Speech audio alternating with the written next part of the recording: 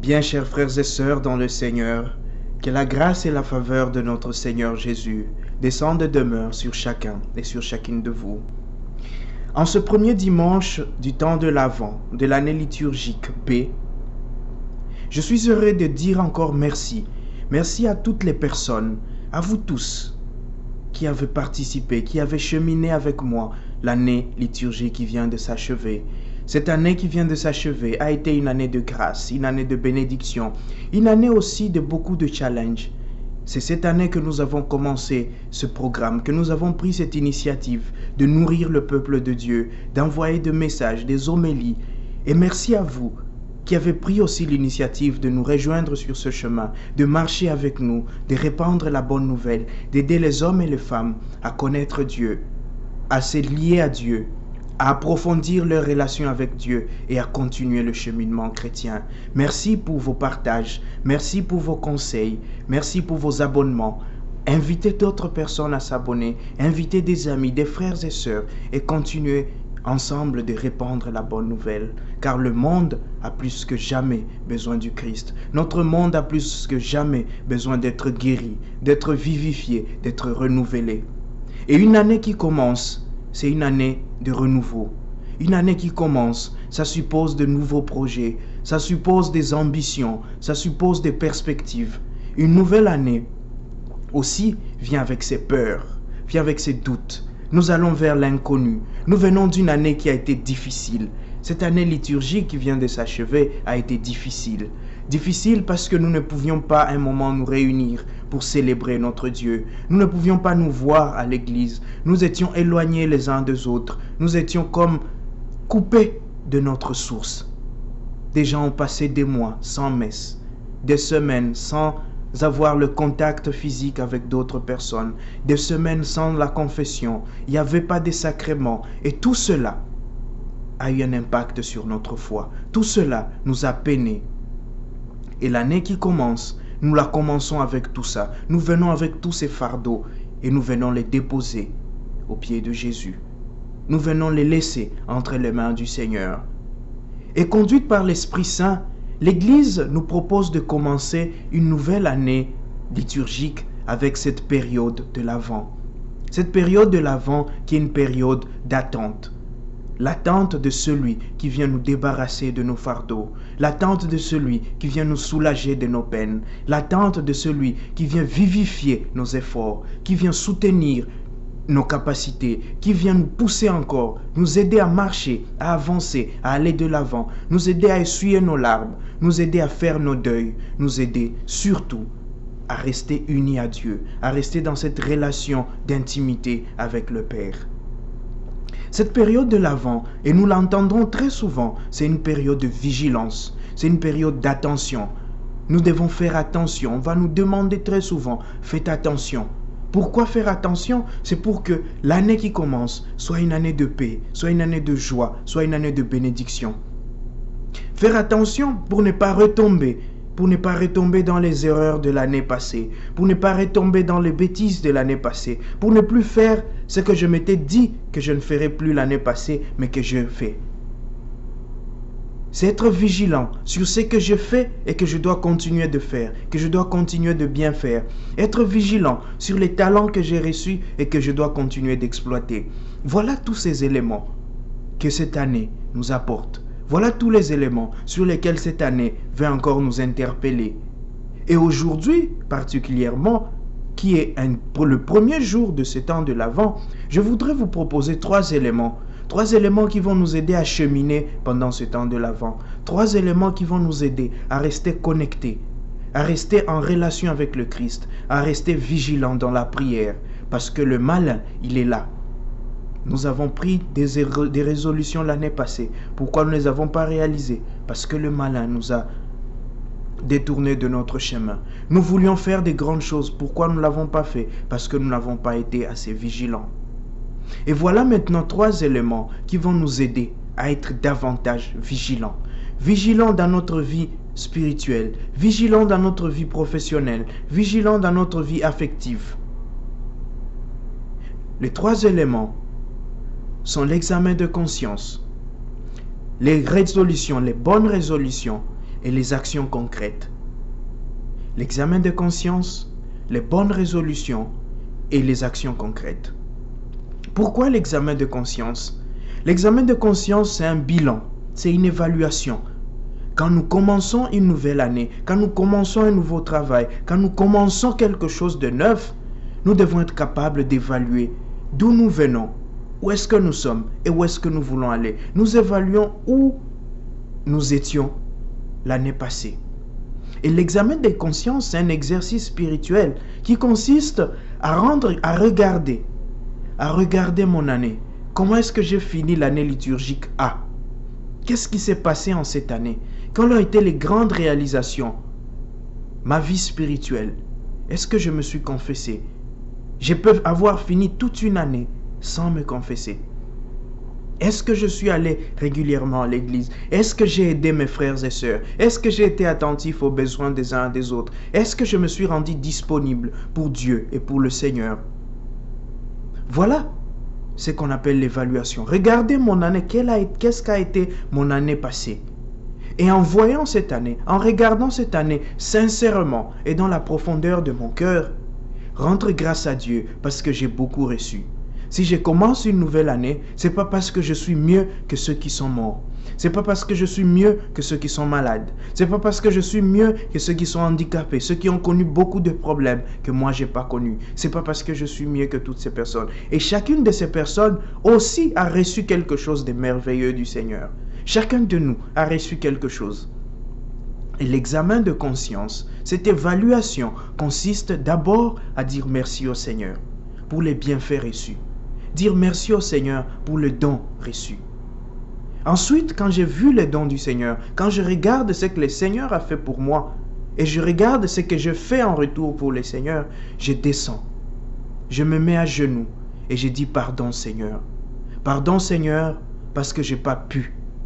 Pardon Seigneur parce que je n'ai pas été à la hauteur. Pardon Seigneur parce qu'à ton amour, j'ai répondu par la méchanceté. Pardon Seigneur parce que quelqu'un avait besoin de moi, je n'étais pas là. Pardon Seigneur parce qu'un pauvre criait et j'ai fermé mes oreilles. Pardon Seigneur parce que quelqu'un avait faim, je ne lui ai pas donné à manger. Pardon Seigneur parce que j'ai été lent à croire, lent à entrer dans l'esprit de tes écritures. Pardon Seigneur parce que j'ai négligé la confession, j'ai négligé la messe, j'ai négligé d'autres activités spirituelles. Voilà le deuxième élément. Demandez pardon au Seigneur parce qu'il est bon pour nous et nous ne lui avons pas toujours rendu cela. Nous n'avons pas toujours fait preuve, nous n'avons pas toujours répondu favorablement à l'amour et à la bonté du Seigneur. Ensuite, puisque nous avons regardé comment le Seigneur fait du bien pour nous, puisque nous avons reconnu nos fautes et nos péchés et que nous avons demandé pardon, alors nous dire comment est-ce que nous voulons avancer, qu'est-ce que nous voulons faire pour le Seigneur, comment est-ce que nous voulons nous amender pour devenir des personnes nouvelles, pour devenir des hommes et des femmes nouveaux et nouvelles. Voilà, et cet exercice, nous allons le faire pour l'année passée, mais ça doit être un exercice de chaque jour pendant ces temps de l'Avent. Les temps de l'Avent, c'est le moment où nous devons installer nos routines spirituelles. C'est le moment où nous devons faire comprendre ou faire adopter à notre esprit une routine spirituelle, des réflexes spirituels, que chaque jour avant de me coucher, que je puisse m'asseoir et réfléchir et me demander quelle a été ma journée, qu'est-ce que je fais pour le Seigneur, qu'est-ce que j'ai pas pu faire pour le Seigneur et comment est-ce que je peux m'améliorer. Voilà le premier élément qui nous permettra de vivre cette nouvelle année avec beaucoup plus d'assurance, avec beaucoup plus de vigilance, avec moins de chances de tomber dans le péché. Le deuxième élément, c'est les résolutions, les bonnes résolutions. Quand je vois ce qu'a été mon année, cette année, je veux faire beaucoup de choses. Tout le monde a des ambitions. Tout le monde veut réaliser quelque chose de grand et de merveilleux. Quelles sont les résolutions que tu prends pour cette nouvelle année liturgique, pour ta vie spirituelle, pour ta vie affective, pour ta vie professionnelle? Quelles sont les résolutions que tu prends qui vont t'aider à rester uni au Christ? La prière, par exemple. Combien de fois tu vas prier cette année? Combien de fois tu vas réciter ton chapelet? Combien de fois tu vas aller à la confession? Combien de fois tu vas faire l'effort de participer à l'Eucharistie? Combien de fois tu vas te rendre disponible pour aider? Combien de fois tu vas aller même saluer les parents, appeler un ami, sourire à ceux qui sont autour de toi? Combien de fois tu vas faire cela? Prendre des résolutions. Combien de fois je vais faire un effort de ne pas embêter les parents? Combien de fois je vais écouter les aînés? Combien de fois je vais pardonner à ma femme? Je vais pardonner à mon mari? Combien de fois je vais préparer comme prêtre mes messes? Je vais prendre au sérieux la vie de mes paroissiens. Je vais prendre au sérieux la vie de mes fidèles. Je vais éviter. Combien de fois? Prenons ces résolutions. Parfois, c'est dans des petites résolutions. Quelque chose qui ne marche pas dans ta vie spirituelle et que tu voudrais corriger. C'est le moment de prendre cette résolution. De te dire, cet élément, voilà sur quoi je vais travailler cette année. Voilà une routine spirituelle que je vais adopter. Et le troisième élément alors, ce sont les actions concrètes. Vous savez, nous vivons dans une société où nous sommes habitués aux belles paroles, nous sommes habitués aux grandes résolutions, nous sommes habitués à des promesses. Nous avons des politiques, nous avons des autorités, nous avons des personnes qui promettent, mais qui ne réalisent jamais. Et ça, c'est un danger parce que, étant de cette société-là, étant fils et filles de cette société, nous avons tendance à adopter cette manière de faire. Mais notre vie de disciples de Jésus, notre vie de chrétien, nous appelle à dépasser cela, nous appelle à être plus que ces personnes, à poser des actes concrets. Et pour cela, nous devons avoir chaque jour une espèce de checklist. Le matin quand je m'élève, ma routine c'est quoi? C'est la prière, c'est l'exercice physique. Ma routine c'est quoi? C'est que cette journée, je vais faire 1, 2, 3 choses. Cette journée, je vais essayer de ne pas énerver mes parents. Cette journée, je vais essayer de sourire à toutes les personnes que je rencontre. Cette journée, je vais essayer de dire merci chaque fois que je reçois quelque chose. Cette journée, je vais essayer de prier à midi, de prier dans l'après-midi. Cette journée, je vais faire un effort d'offrir chacune de mes activités au Seigneur. Je vais faire un effort de lire la Bible. Prenez chaque jour des résolutions. Prenez chaque jour chacune des résolutions et agissez. Parce que ce temps, c'est le temps de l'action. Quand on n'agit pas, quand on n'est pas en activité, la vigilance tombe. Voyez-vous, on commence à somnoler quand on cesse d'être actif. Quand on cesse d'être actif, le sommeil descend sur nous. L'ombre du sommeil descend sur nous.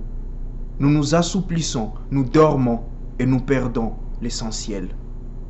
Donc, pour rester éveillé, pour rester vigilant, pour être sûr que nous serons là lorsque le Seigneur viendra nous visiter, alors ouvrons les yeux. Travaillons chaque jour. Posons, soyons des personnes d'action.